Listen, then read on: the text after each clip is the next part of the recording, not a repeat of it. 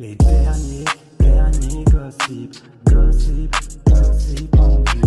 Les derniers gossip, BCS.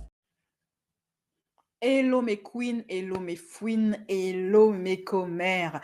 Bienvenue sur ma deuxième vidéo, le problème avec. J'ai vu dans les commentaires de ma première vidéo que ce format de gossip assez court, assez facile à consommer, un petit peu comme des cookies, vous savez, vous avez beaucoup plu. Donc j'ai décidé de le normaliser sur ma chaîne et désormais j'essaierai de vous faire un ou deux problèmes par semaine en plus de mes chaînes secondaires et tertiaires. Donc, trêve de bavardage. Le problème du jour, c'est qui? Il s'agit du couple Beyoncé et Jay-Z. Pour ceux qui ne les connaissent pas et qui ont vécu dans une grotte ces 50 dernières années, enfin 50 c'est beaucoup dire, pas abuser non plus, c'est le couple le plus influent, le plus riche d'Hollywood, et du monde de la musique actuellement. C'est eux qui font la pluie et le beau temps. C'est eux qui font et défont des carrières. C'est eux qui ont fait Rihanna. Voilà. Donc, c'est un couple qui pèse dans le game actuellement. Vous allez me demander, qu'est-ce qui se passe? Eh bien, il s'est passé une chose qui a provoqué un tremblement de terre sur TikTok. Un homme qui prétend être l'ex-garde du corps de Beyoncé et de Jay-Z, qui a balancé des choses dans une vidéo très courte, soi-disant pour se protéger parce qu'il serait menacé par Beyoncé et Jay-Z. Menacé de quoi? On ne sait pas, mais menacé quand même. Et c'est ainsi qu'il a balancé plusieurs choses assez choquantes sur eux. Premièrement, il a expliqué que c'est Beyoncé et Jay-Z qui auraient mis fin à la carrière de Keri Hilson pour une affaire d'embrouille. Je ne sais pas, elle aurait dit une chose sur eux qui n'aurait pas plu à la Queen Bee. Et Queen Bee aurait décidé, avec l'aval de son mari, de lui faire une fin de carrière. Donc, c'était une chanteuse très prometteuse, hein, d'après les commentaires que j'ai pu voir sur Twitter. Elle était très appréciée et elle avait, comment dire ça, le vent en poupe. Mais boum, ça s'est arrêté soudainement. D'après leur prétendu ex garde du corps, ce serait à cause du couple soi-disant infernal. Il balance également dans sa vidéo que Beyoncé prendrait des substances illicites, j'appelle à la barre de la farine. Get the threats, but you have to remember one thing. I know your deepest secrets. I know so much about you and what you've done. I know so much on how you got where you are, how you stepped on many people. Beyonce, how you guys ended Keri Hilson's career because she said something about you. That's how hateful you guys are, how you step on anybody to stay on the top. So remember, your relationship was a business relationship, financial, to get to the top, to become billionaires. There's no love there. See, what's done in the dark will definitely come in the light. What's up? I'm here today, and what I got to say, I'm gonna say it. So don't make idle threats to me. Say you don't know me. I dare you. Remember, all the receipts, all the proof, the old school footage, I still have it. Hardly nobody knows, but I'll say it, man. She's been on them for a long time. You keep her that way. There's one thing about me, bro. I can't be bought. This is Uncle Ron. Just like I know how you got started, I can put my foot down and make it all go away. Promise you. You're playing with the wrong one now. Donc, d'après cet homme, Beyoncé et Jay-Z ne seraient pas un couple d'amour, mais un couple de business pour réussir et peser dans le game. Ce serait un couple malveillant, malfaisant, qui mettrait fin à des carrières juste sur un coup de tête par ego, qui aurait mis fin à la carrière de Keri Hilson, que Beyoncé serait une boulangère. Bref, il allait très loin dans ses propos, mais quand on fouille un petit peu, on se rend compte que c'est pas la première fois que ce couple est accusé par des gens qui sont proches d'eux, effectivement, ou qui prétendent être proches d'eux, comme c'est le cas de cet homme dans sa vidéo. Je rappelle qu'en 2018, l'ancienne, batteuse de Beyoncé, qui s'appelle, Kim Thompson, avait accusé la chanteuse d'avoir pratiqué, vous savez, des choses, comment je pourrais dire parce qu'on est sur YouTube? Vous savez, du tonton qui vit en enfer, en tout cas qui va aller vivre dans pas longtemps. Donc elle pratiquerait, des actes occultes, des choses, des gens, de sous terre. Voilà. Et d'ailleurs, elle explique que Beyoncé aurait, pratiqué ces choses-là sur elle pour avoir la mainmise sur son argent et pour pouvoir, la contrôler. Et c'est sorti dans les médias, il y a de ça, en 2018, et que Thompson, donc l'ex-batteuse de Beyoncé, aurait demandé une mesure de restriction contre Beyoncé pour que cette dernière ne l'approche plus. Il se trouve que cette mesure de restriction n'a pas été validée par le tribunal et l'affaire est restée comme ça. En dehors de Kim Thompson, l'ex-batteuse de Beyoncé, il y a une autre personne encore plus connue que elle, je parle de Thompson, hein, qui accuse le couple de beaucoup de choses qui ne sont pas très sympathiques, ma foi. J'appelle à la barre Kanye West, qui se fait maintenant appeler Ye. Bon, je ne le présente plus qui est Kanye West, pas besoin de mettre sa photo. Kanye West, il y a de ça quelques années, il avait dans un de ses concerts, en pleine performance, il s'est mis à, entre guillemets, péter les plombs et accuser le couple de le menacer et de lui envoyer des gens pour lui faire du mal, des gens calibrés, on va dire, pour lui faire du mal. Et il a voulu faire passer un message au couple en leur disant de oui, mais si vous avez un problème avec moi, venez me parler, ne m'envoyez pas des gens pour mettre fin à mes jours. Ça avait fait le tour des réseaux sociaux, ça avait fait un buzz pas possible et c'est l'une des raisons pour laquelle aujourd'hui le couple est communément reconnu comme faisant partie des gens de l'enfer, en fait. Des gens qui pratiquent des choses bizarres. Jay-Z, call me, bro. You still ain't called me. Jay-Z, call me. Hey, bro, Jay-Z, I know you got killers. Please don't send them out my head. Just call me. Talk to me like a man. I was hurt.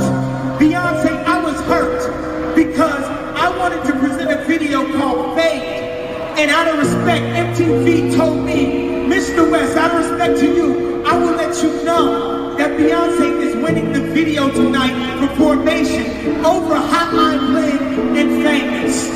They told me beforehand so I wouldn't run on stage. Hey, bro, y'all ain't gotta fuck with me, but you know I got the vision, and you know I'ma keep it real with you. To y'all like this. This is a moment in the Matrix, bro. The vibes is back.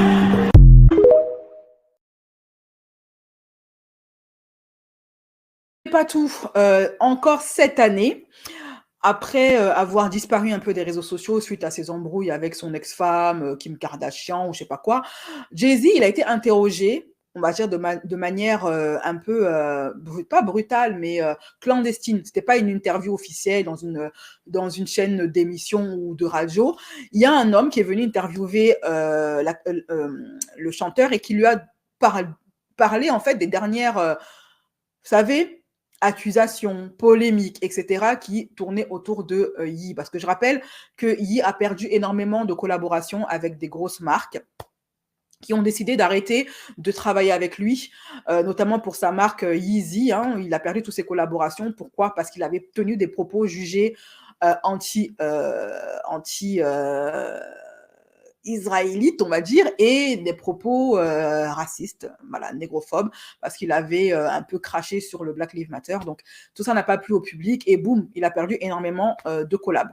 Mais il disait que ça ne le dérangeait pas, parce que de toute façon, lui, il a fait son propre argent et que on lui fait la guerre, Hollywood lui fait la guerre, le milieu de la musique, le milieu de l'entertainment lui voue une haine incommensurable parce que lui serait impossible à contrôler, contrairement à Jay-Z et Beyoncé et d'autres stars afro-américaines qu'il a citées dans son interview.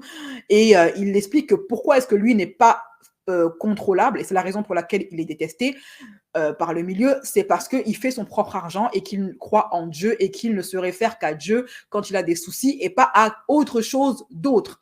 Que veulent-ils dire par là? Il sous-entend que les Jay-Z, les Beyoncé et toutes les personnes qu'il a citées dans son discours feraient appel à d'autres forces obscures que Dieu, plutôt qu'à Dieu, pardon. Et il a également ajouté que certains auraient carrément sacrifié leur enfant pour la gloire et tout ça. Je vous laisse l'écouter. They can't control you. They can't. They try to suppress you, but that's how they try to categorize. They can't control me. You get what I'm saying? They can control Shaq. They can control Charles Barkley. They can control LeBron James. They can control Jay-Z and Beyonce. But not you, man. But they can't control me. You Not see, it you. ain't no name I won't name. Right. It's up. Not you. You know what I'm saying? And just for Minister Farrakhan, I love you, but the way you read that, I took that as a slight. You know what I'm saying? I'm taking no disrespect from nobody, so let's get on the phone and let's talk that out. I don't care who you are. I ain't taking no slice from nobody, right? I ain't taking no slice from nobody. It's God. That's the only person that I serve. My mom ain't here. My mama was sacrificed. Me too. You understand? Yeah. I'm Christian. Michael Jordan, what about him? His daddy, right? Bill Cosby, his son, right? Dr. Dre, his son. You know, out in Hollywood, a lot of people come up missing.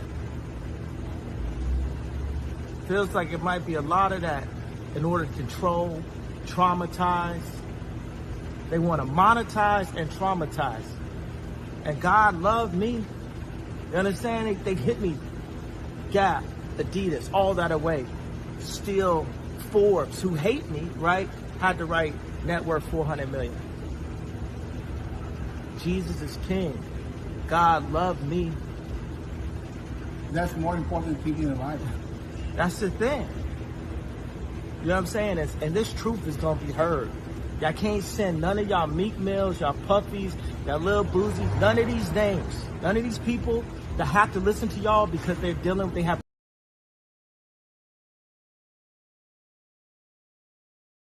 Et lui, on ne peut pas le tenir parce que lui n'a tué personne, contrairement à d'autres, qui n'a sacrifié personne. Par contre, il accuse on ne sait qui d'avoir sacrifié sa mère. Vous savez que la mère de Jay-Z est décédée dans des circonstances assez étranges après être allée dans une clinique de chirurgie esthétique pour subir une opération et là, boum, elle est décédée. Bon. Maintenant, moi, je vais vous donner mon avis sur ce gossip, cet affairage. Alors, je ne sais pas si cet homme est véritablement l'ex-garde du corps du couple, parce que moi, j'ai cherché sur Google qui sont les gardes du corps du couple et je n'ai pas vu cet homme. Voilà. J'ai vu un homme de type caucasien, j'ai vu un homme renois, mais je n'ai pas vu d'homme qui ressemblait à celui de la vidéo. Donc, est-ce qu'il est véritablement leur ex-garde du corps? Je ne sais pas. En tout cas, quoi qu'il en soit, on sait tout, Beyoncé et Jay-Z mis à part, que dans ce milieu, il se passe des choses très étranges, des choses très graves, très illicites et très immorales. Que la farine circule comme de l'eau dans ce milieu, quoi de surprenant? Que des personnes aient pactisé avec des forces obscures pour la gloire, eux-mêmes, ils le disent. Il y a énormément de stars américaines qui ont balancé qu'elles ont fait des choses qui ne sont pas très catholiques pour en arriver là. Donc, il y a des personnes qui, probablement, pour devenir riches, célèbres et influents, ont fait des choses pas très claires. Il n'y a rien de nouveau sous le soleil. Que des couples influents éteignent des carrières, ça s'est vu également. Mais est-ce que Beyoncé et Jay-Z ont à ce point-là, aujourd'hui, la capacité d'éteindre les carrières de qui ils veulent? Je ne sais pas. Probablement oui, probablement non. C'est vrai que la gloire monte à la tête de beaucoup de gens. Beaucoup de gens ont tendance à vouloir abuser de leur pouvoir. Et d'aucuns, vous savez, c'est un grand philosophe qui disait que qui a le pouvoir a tendance à vouloir en abuser. Moi, ce que je remarque, c'est que depuis un certain temps, depuis que Jay-Z et Beyoncé ont fait clairement référence à leur fierté d'être afro-américains, d'être noirs, ils ont fait énormément de choses pour les artistes de la communauté.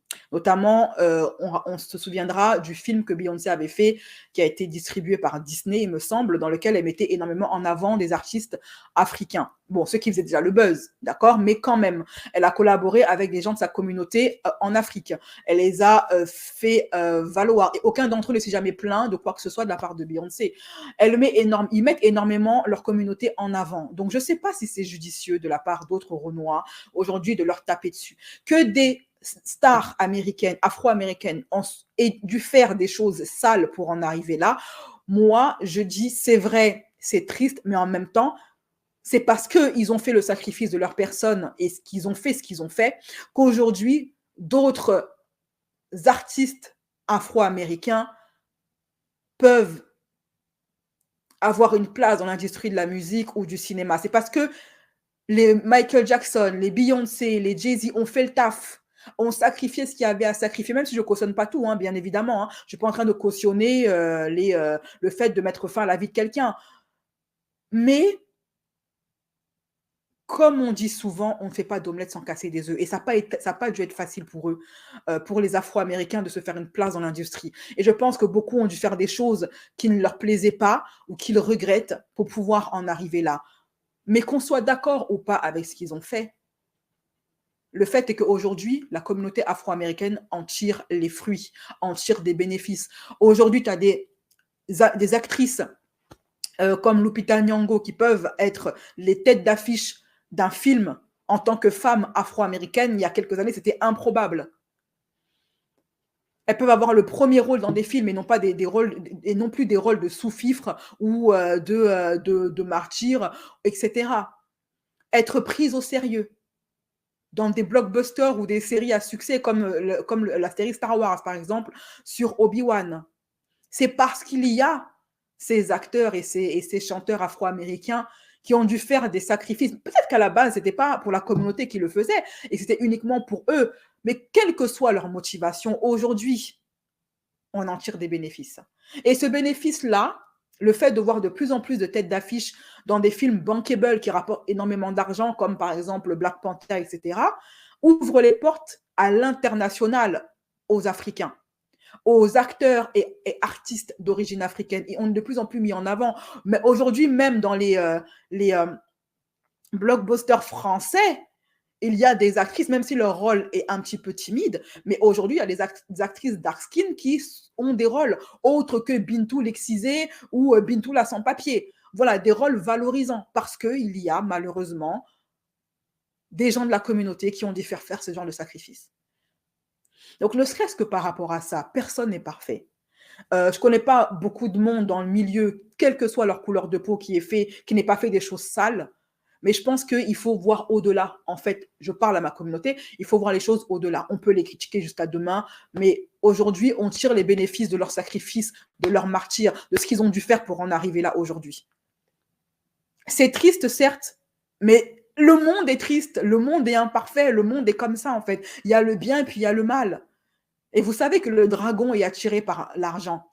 Partout où il y a de l'argent, le dragon est là. Partout où il y a de l'ego et de l'orgueil, le dragon est là. Maintenant, moi, ce que je vois, c'est que Jay-Z et Beyoncé font énormément de choses pour la communauté afro-américaine. Quelle est leur palabre avec Kerry Hilson? Je ne le sais pas assez. Je pense qu'il y a des youtubeurs bien plus savants que moi qui peuvent expliquer l'objet de l'embrouille entre Kerry Hilson et Beyoncé. Mais derrière, ils ont fait énormément pour des personnes de la communauté afro-américaine. Ils n'ont pas brûlé leur carrière, ils les ont mis en avant, ils les ont sublimés, ils ont permis à l'international de les connaître. Parce que tu as par exemple les chanteurs nigériens, ils sont connus uniquement dans la communauté afro. Mais grâce au film de Beyoncé, des personnes caucasiennes ou d'autres communautés ont pu découvrir Yemi Yalade, par exemple, qui est une grande chanteuse au Nigeria, mais grâce au film de Beyoncé, maintenant, elle a plus de visibilité à l'international et tout le monde en profite.